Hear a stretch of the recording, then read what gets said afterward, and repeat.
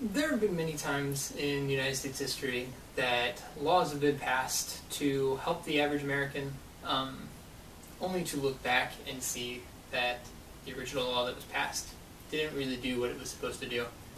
Um, One of the greatest examples of this is the passing of the 18th Amendment, which instituted prohibition.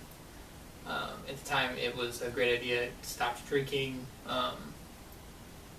and it stopped the crime that went along with it. But what people didn't see was that it led to major corruption, organized crime, violence that they didn't see coming with the enactment of that law. And then it was subsequently repealed with the 21st Amendment. I believe that we're in one of those stages now where we've had the healthcare reform bill passed, and it isn't going to do what it's intended to do. And so in this speech, I'm going to outline why I believe that we aren't being told the whole story about the healthcare reform bill, and steps I would take to make it a better, more suitable alternative. One of the biggest issues that I have with the healthcare reform bill, which is known as PPACA, or the Patient Protection and Affordable Care Act, is that we aren't being told the whole story when it comes to the price that the average American is going to pay. We keep getting told by the Obama administration that the average American's insurance prices are going to go down over the next 5 years, starting next year, January 1st, 2014, when the law goes into full effect. This isn't completely true. I've spent this summer interning as an actuary at WellPoint, which is the second largest health insurance company in the nation, and my summer project was to go over premium increases that our average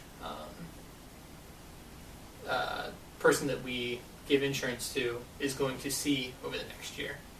And as a company, depending on what state you're in, went up about 14 to 28%.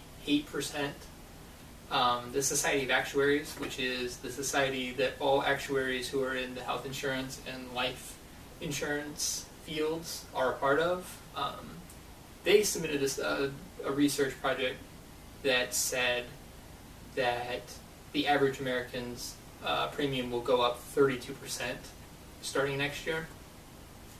And we aren't being told this, and I believe that it's going to have very large problems for the people in office now, the Democrats especially, because people are not going to be okay with this. One of the ways I believe that this could be taken care of is a better distribution of where the premiums are going to be paid, how they're going to be paid per person, and how the company or how the government is going to subsidize those. Right now, what it is you'll get on, if you're not insured, you're going to have to get on what's called the exchanges and purchase a plan. And then at the end of the year, when you file your taxes, you'll be subsidized back whatever the rate is that you paid in. I believe that working through the IRS is a bad idea. There needs to be a total new fund set up as to where we pool our tax money for this. It needs to be set aside, and we need to find a better way to grow that money so that over the next 5, 10, 15, 50, 100 years, we aren't subsidizing people who aren't putting anything into it. That's the biggest issue, is the people who are going into this program already can't afford the insurance, but we're taxing the wrong way to get the insurance paid for.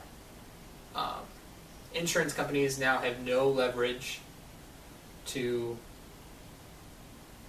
build into their costs this new fluctuation, and they also have no interest in bringing the costs down because they're locked into a rate of 3% profit over from now on. They're only allowed to market 3% profit.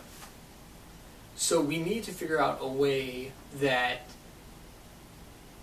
those companies now need to compete to get these people in, but also need to compete to bring their costs down. At this point, there's no reason for any of the companies to compete with each other to get lower costs, because no matter if you have 50 people or you have 500 million people, it's not going to change the number of how much money you're actually going to make at the end of the day. And so we need to let these companies do what they're supposed to as a private corporation, because if we're not letting them do that, there's no incentive on their part to build into the cost to bring the premiums down for people. I believe this is the biggest issue that Obamacare, healthcare reform, whatever you want to call it, is going to have over the next couple of years. And so, at this point, it's not looking good.